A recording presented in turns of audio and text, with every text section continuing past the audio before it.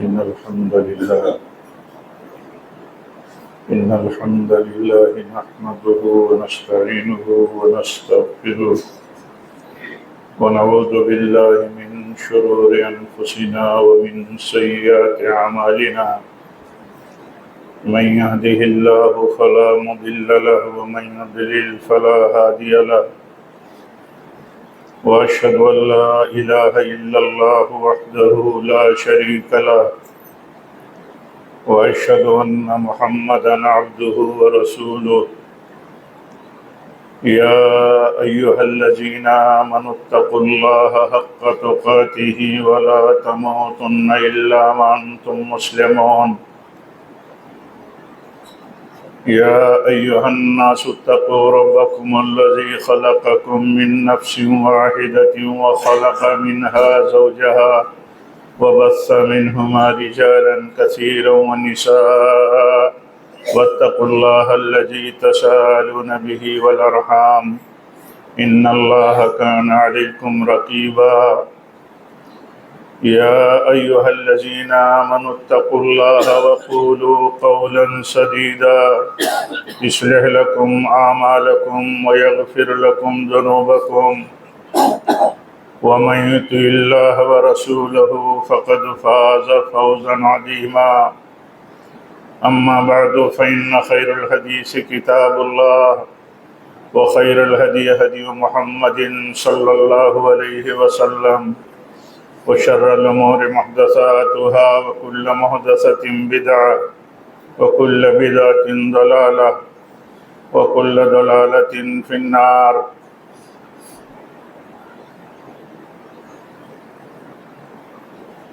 أعوذ بالله من الشيطان الرجيم ما يلفظ من قول إلا لديه رقيب عتيد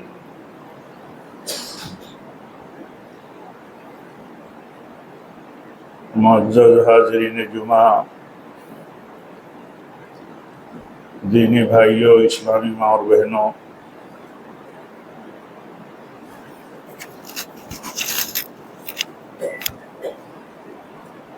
اللہ تعالیٰ کا دین اتنا جامع ہے، کامل ہے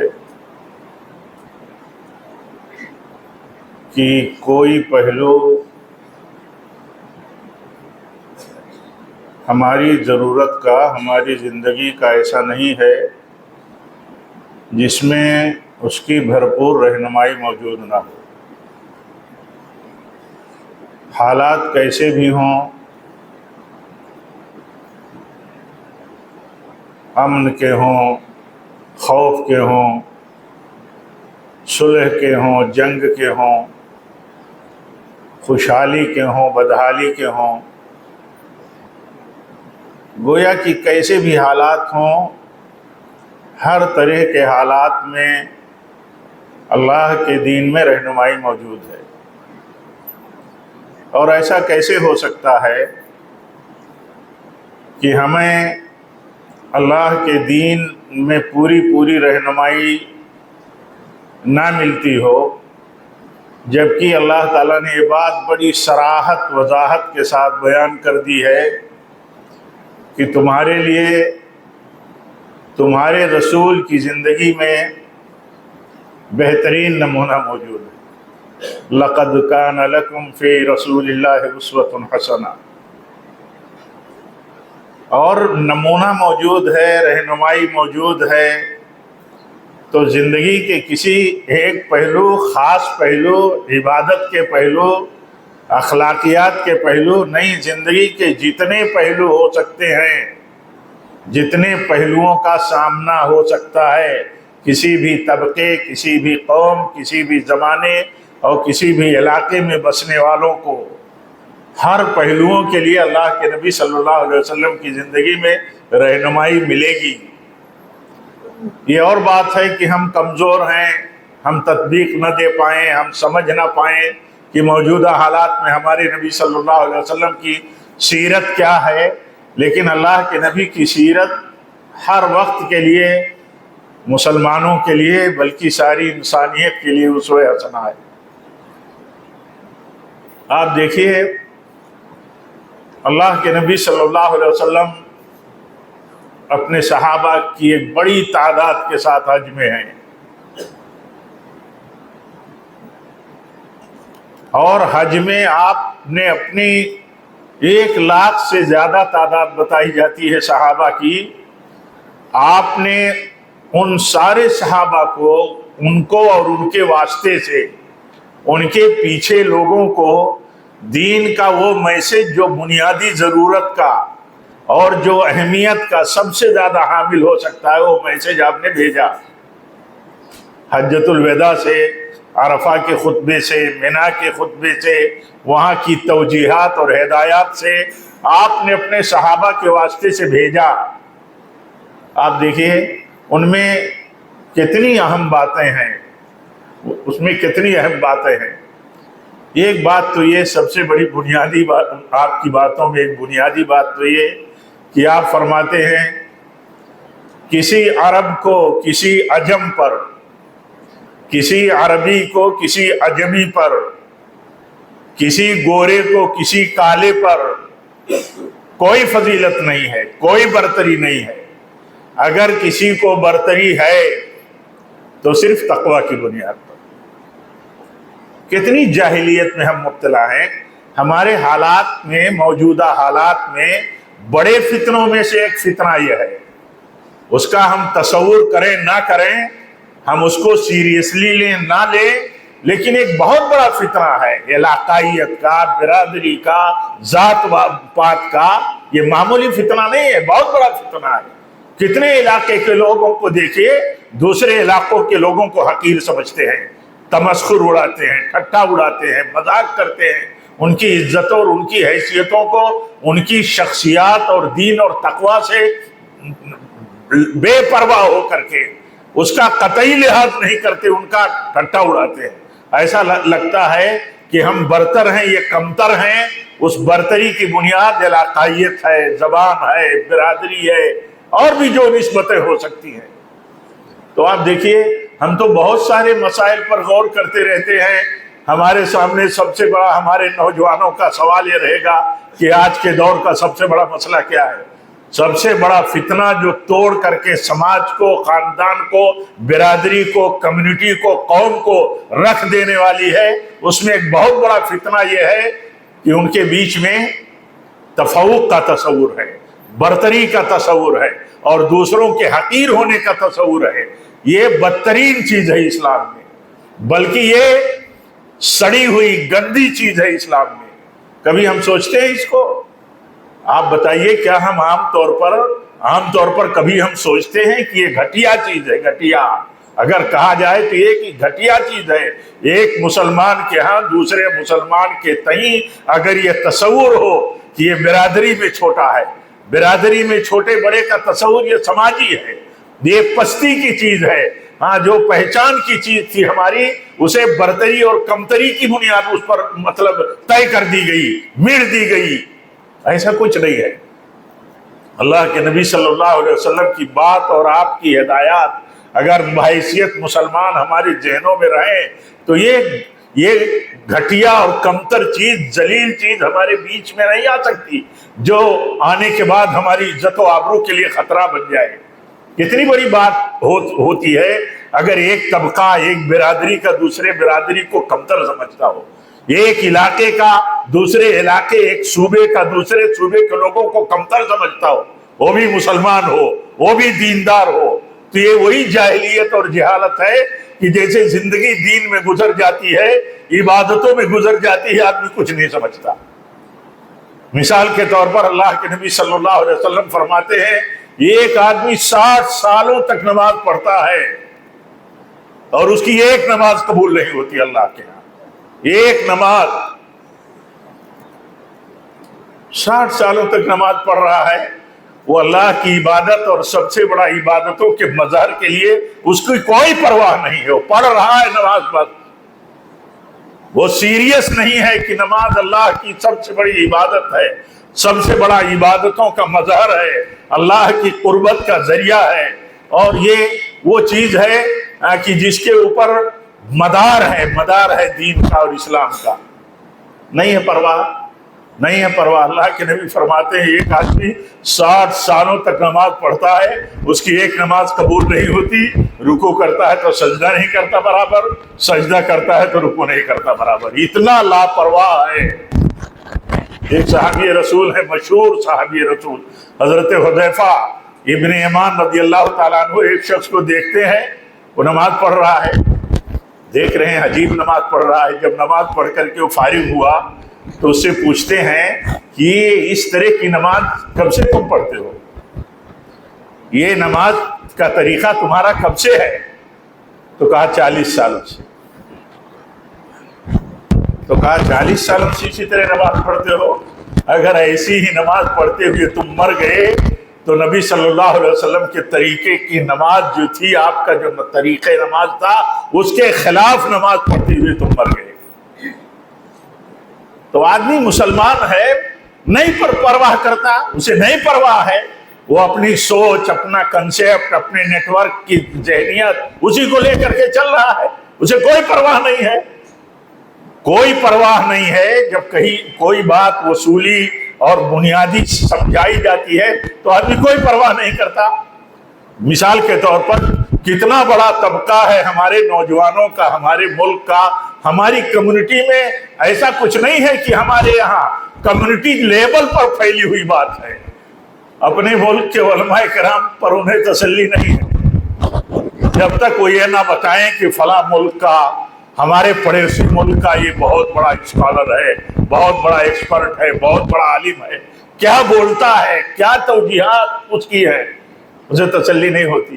اسے کتنا بھی سمجھایا جائے کہ ایک اللہ کی سنت تو دیکھو کہ ہر قوم میں اس نے نبی بھیجا، ہر زبان میں اس نے نبی بھیجا، لِكُلِّ قَوْمٍ هَادٍ، اللہ تعالیٰ کی سنت رہی ہے، اور ہر قوم کے بیچ میں آنے والا نبی، ہر ملک میں آنے والا نبی اپنے وطن، اپنے ملک اور اپنے قوم کے لیے وہ اللہ تعالیٰ کا رسول اور اللہ کا فرشتہ اور اللہ کی طرف سے رہنما ہوا کرتا تھا۔ اس کی رہنمائی پوری قوم کے لیے کافی ہوتی تھی، لیکن ہمیں تسلی نہیں ہوتی، ہمیں تسلی نہیں ہوتی اپنے اتنے بڑے ملک، اتنے عظیم ملک بھارت کے علماء سے ہمیں تسلی نہیں ہوتی جب تک کہ باہر کے مولویوں سے اور باہر کے اسکالروں سے اپنا دین اور اپنی وابستگی نہیں کریں گے اور دکھائیں گے نہیں۔ اتنی نہیں سمجھ ہوتی ہے، اتنی سمجھ نہیں ہوتی ہے کہ ہر ملک کے، ہر علاقے کے، ہر ملک کی سیاستوں کے الگ الگ طور طریقے اور الگ الگ ان کے منہج اور ان کے مسائل اور ان کی مجبوریاں، ان کی ضرورتیں ہوتی ہیں۔ آپ کو ان سے کیا لینا دینا ہے؟ ہمیں ان سے کیا لینا دینا ہے؟ دین کی بنیادوں پر ہمارا ان سے رشتہ ہے، ہمارا اللہ اور اس کے رسول کی نسبتوں پر ہمارا رشتہ ہے، لیکن ہمارے لیے وہ رہنما بن جائے، ہمارے مسائل میں وہ دخل دیں اور ہم ان کو آئیڈیل اپنا بنانے لگیں اپنے لوگوں کو چھوڑ کر کے، تو فتنہ ہی ہے۔ تو بہرحال بات کہاں سے چلی اور کہاں چلی جا رہی ہے؟ میں عرض یہ کر رہا تھا کہ دیکھیے، ہر وقت کے حالات کے لیے ہمارے پاس رہنمائی موجود ہے۔ ہم حالات اور وقت کے فتنوں کو تو سمجھیں، ہم سمجھیں تو ہمارے بیچ کے فتنے کون ہیں جنہوں نے ہمیں کمزور کر رکھا ہے، توڑ رکھا ہے، ہماری مطلب یکجہتی کو، ہماری اتحاد کو، ہماری اجتماعیت کو، ہمارے رشتے کو جو دین کی بنیاد پر ہے، ان رشتوں کو برباد کرنے والی چیزوں میں سے ایک اہم چیز کیا ہے؟ یہ ذات، برادری، علاقائیت کی نسبتوں پر جمع ہونا اور اس سے الگ جو لوگ ہیں ان کے خلاف محاذ کرنا۔ یہ آدمی نہیں سمجھتا۔ پڑوس میں رہنے والا آدمی اپنے پڑوسی کے ساتھ اگر اس کی برادری کا نہیں ہے اور اگر اس کے علاقے کا نہیں ہے، اس کے صوبے کا نہیں ہے، تو اس کے ساتھ عصبیت پال کر کے بیٹھا ہے اور اسی پر چلتا ہے۔ یہ کیسے ہو سکتا ہے کہ ایسی سوچ رکھنے والی قومیں جہاں بھی بستی ہوں، جہاں کی بھی ہوں، ایک پڑوسی کے تئیں جو اسلام کا ایک بنیادی مسئلہ ہے اور ہر وقت کے حالات کا ایک بنیادی تقاضا ہے کہ ایک پڑوسی کے ساتھ اس کا رہن سہن شریفانہ ہونا چاہیے، عزت کا ہونا چاہیے، احترام کا ہونا چاہیے، اس کے حقوق کے تحفظ کا ہونا چاہیے، اس کے لیے اعتماد کا ہونا چاہیے۔ ایک پڑوسی اگر دوسرے پڑوسی پر بھروسہ نہیں کر سکتا تو کبھی چین سے نہیں رہ سکتے۔ آپ کو یاد ہو تو آپ تو یاد ہوگا، جنہیں یاد ہوگا یا جنہیں یاد نہ ہو دیکھ لیں، جب یہ ملک اپنا ہندوستان جب یہ بٹ گیا، بدقسمتی ہوئی اور سب سے بڑا خطرہ اور سب سے بڑا نقصان مسلمانوں کا ہوا، تو پوری لڑائی لڑتے لڑتے امام الہند مولانا ابوالکلام آزاد آخر بٹوارا، جب سارے لوگ اس پر مطلب یکجا ہو گئے کہ بٹوارا ہو جانے دیجیے، ہو گیا ان کی لاکھ مخالفتوں کے باوجود۔ تو انہوں نے کہا کہ اب یہ دونوں ملک بٹ گئے تو اب یہ دونوں پڑوسی ہو گئے، تو اب ایک دوسرے کے ساتھ جب تک ہمسایانہ سلوک، ہمسایہ پڑوس جیسا سلوک نہیں کریں گے تو امن و امان سے نہیں رہ سکتے، امن و امان سے نہیں رہ سکتے۔ لیکن جو برادریاں اور قومیں عصبیتوں پر پلتی ہوں، پروان چڑھتی ہوں، سوچ لے کر کے چلتی ہوں، انہیں کیا پرواہ ہے؟ آپ دیکھیے ہماری اپنی زندگیوں میں کیا پرواہ ہے کہ آپ ہمارے پڑوسی ہیں، ہم آپ کے پڑوسی ہیں۔ کیا پرواہ ہے کہ ہمارا پڑوسی ہمارے تئیں سوچتا کیا ہے، اس کا موقف کیا ہے، اس کا اعتماد کتنا ہے، اس کا بھروسہ کتنا ہے کہ میرا پڑوسی میرے جان و مال، عزت و آبرو کے لیے محافظ ہے، خطرہ نہیں بن سکتا۔ نہیں پرواہ۔ دین تو یہ کہتا ہے، اللہ کے نبی صلی اللہ علیہ وسلم فرماتے ہیں، جس کا ایمان ہو اللہ پر، جس کا ایمان ہو آخرت پر، تو اس کی ذمہ داری ہے کہ وہ اپنے پڑوسی کے ساتھ اچھا برتاؤ کرے۔ وہ پڑوسی کون ہے؟ وہ پڑوسی کون ہے؟ کوئی بھی ہو، ہمارے اپنے مذہب کا ہو، ہمارے اپنے مسلک کا ہو، یا ہمارے مذہب کے بجائے کسی دوسرے مذہب کا ہو، دوسرے مسلک کا ہو، کسی برادری کا ہو، کالا ہو، گورا ہو، کوئی بھی زبان بولنے والا ہو، اللہ کے نبی فرماتے ہیں صلی اللہ علیہ وسلم کہ اس کا برتاؤ، اگر اس کا ایمان ہے اللہ پر، اللہ اور آخرت پر ایمان کا حوالہ دیا آپ نے، کہ جس کا ایمان اللہ اور اس کے رسول اور آخرت پر ہوگا، اس کا کام کیا ہوگا؟ اس کا کام یہ ہوگا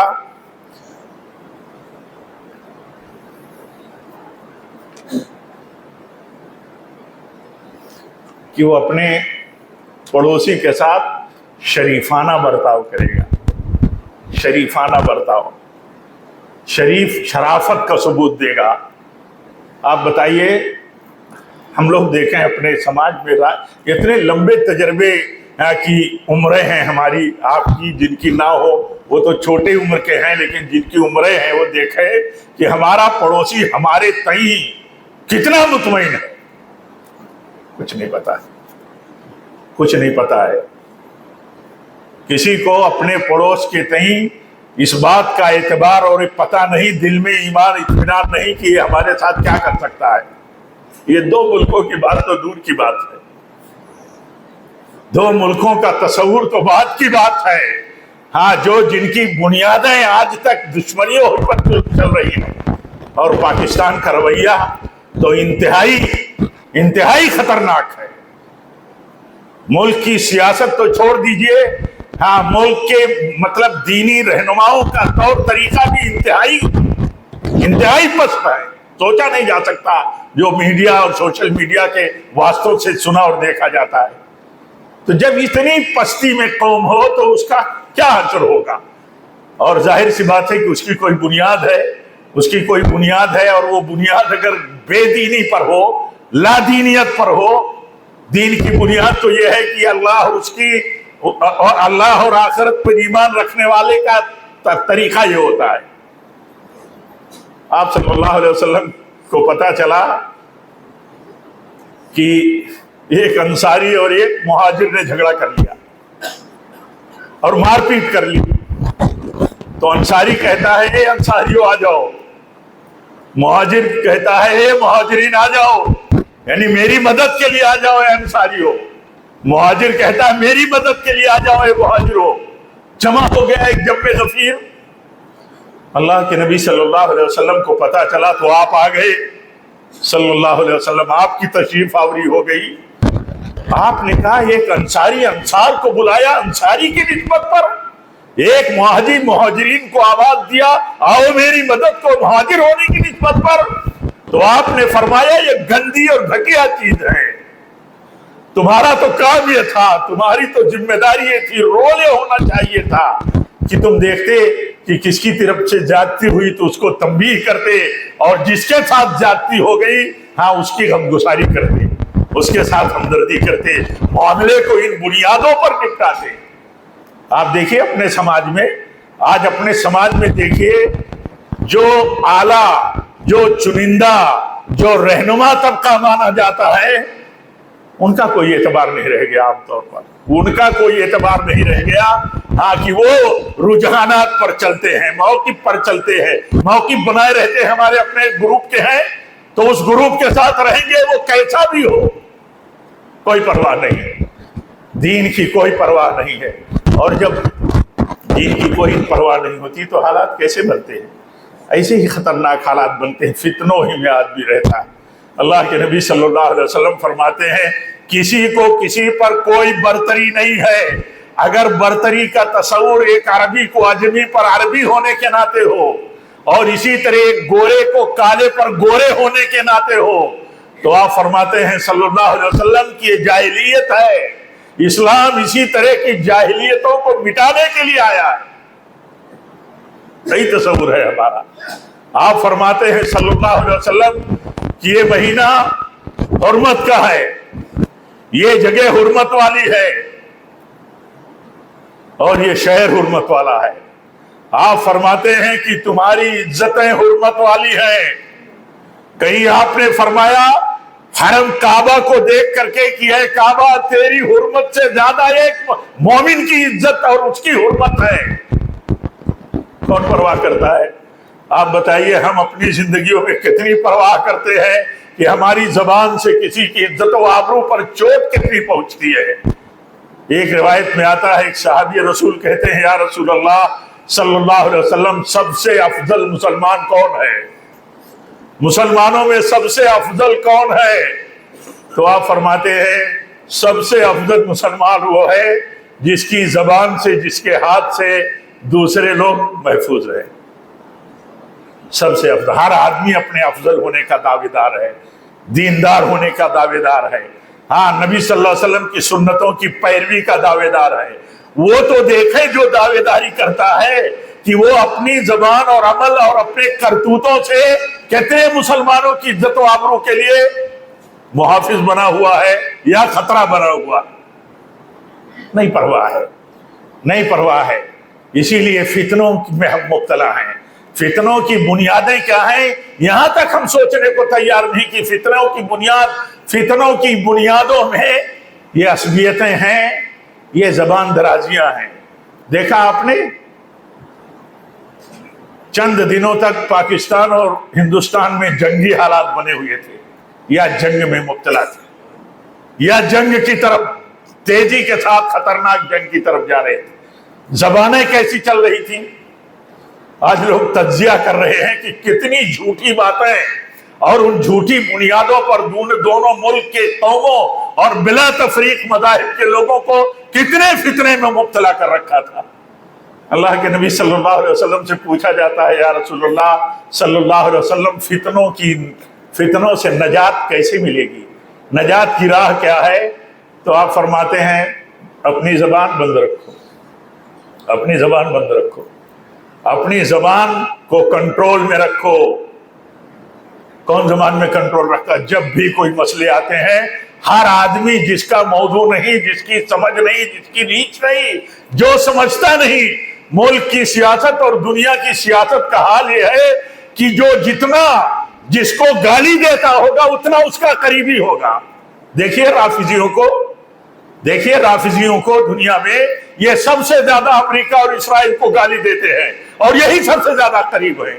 اپنے ملک میں بھی ایک طبقہ ایسا ہے جو سب سے زیادہ مودی جی کو اور بی جے پی کو گالی دیتا ہوگا، وہ سب سے زیادہ قریبی ہو سکتا ہے۔ یہ ملک کی سیاست ہے، یہ سیاست کا ماحول ہے۔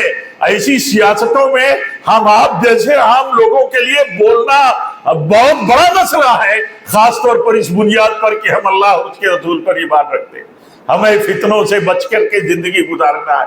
ان چیزوں کو بہت زیادہ سیریس لے کر کے چلنے کی ضرورت ہے۔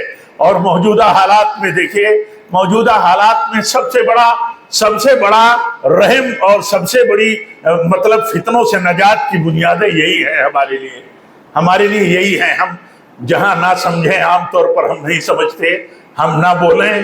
جو لوگ بولتے ہیں سمجھدار ہیں، ان کی سمجھ کو سمجھیں۔ آج جو لوگ اتنا بڑھ کر کے پاکستانی ملک کے اپنے اتنے عزیز ہمارے آپ کے خلاف، وہاں کے ذمہ دار سطح کے لوگ جتنا بڑھ کر کے انتہائی درجے کی غلط زبانیں استعمال کرتے ہیں، حیرت ہوتی ہے۔ انہوں نے دیکھا نہیں، ایسا لگتا ہے سمجھا نہیں، یا ملک اور مطلب علاقائی سیاستوں کی مصلحتوں میں اتنی عصبیتوں کے غلام بن چکے ہیں کہ انہیں اس کی پرواہ نہیں ہے۔ انہیں اس کی پرواہ نہیں کہ ہمارے وطن میں بسنے والوں سے بڑی تعداد ہمارے بھائیوں کی ملک بھارت میں بستی ہے، اور یہ ممکن نہیں تھا۔ مولانا آزاد رحمت اللہ نے لکھا ہے، یہ ممکن نہیں تھا کہ بٹوارے میں سارے مسلمان پاکستان چلے جائیں، یہ ممکن نہیں تھا، امپاسبل تھا۔ لیکن دیکھیے کیسی زبانیں استعمال کرتے ہیں، یہ فتنوں کی زبانیں ہیں۔ ہم سب کو بچنا ہے۔ اور ایک آخری بات یہ کہہ کے بات ختم کرتا ہوں، وہ یہ ہے کہ ہمیں یہ سمجھنا ہے کہ ہماری زبان سے لوگ محفوظ ہیں کہ نہیں۔ حضرت عبداللہ ابن مسعود کہتے ہیں، میں نے نبی صلی اللہ علیہ وسلم سے پوچھا کہ سب سے افضل عمل کون ہے، تو آپ نے فرمایا نمازوں کو ان کے وقت پر پڑھنا۔ تو کہتے ہیں پھر میں نے پوچھ لیا کہ یا رسول اللہ صلی اللہ علیہ وسلم اس کے بعد؟ تو کہتے ہیں، آپ فرماتے ہیں کہ اس کے بعد سب سے افضل عمل یہ ہے کہ تمہاری زبان سے تمہارے بھائی دوسرے لوگ محفوظ رہیں۔ کبھی سوچتے ہیں ہم کہ ہماری زبانوں سے کتنے لوگ محفوظ ہیں، کہ کتنوں کی عزت و آبرو کہ ہم بخیا ادھاڑتے رہتے ہیں۔ آپ فرماتے ہیں مسلمان وہ ہے جس کی زبان و ہاتھ سے دوسرے لوگ محفوظ ہیں۔ اللہ تعالیٰ سے دعا کرتا ہوں کہ اللہ تعالیٰ ہم سب کو فکر مند بنائے، سیریس بنائے۔ دین پر ہم ہیں، یہ اللہ کا بہت فضل ہے، لیکن حقیقی دیندار بن کر کے ہم زندگی گزاریں، تاکہ یہ دین ہمارے لیے ہماری نجات کا، دنیا میں ہمارے خیر و فلاح کا ضامن بن سکے۔ آپ فرماتے ہیں صلی اللہ علیہ وسلم، جو مجھے ضمانت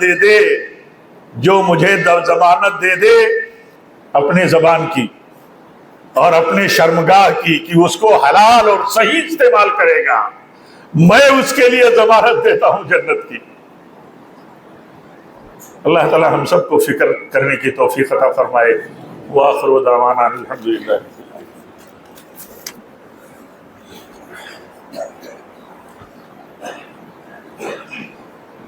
الحمدللہ رب العالمین والصلاة والسلام علی رسولہ النبی الکریم۔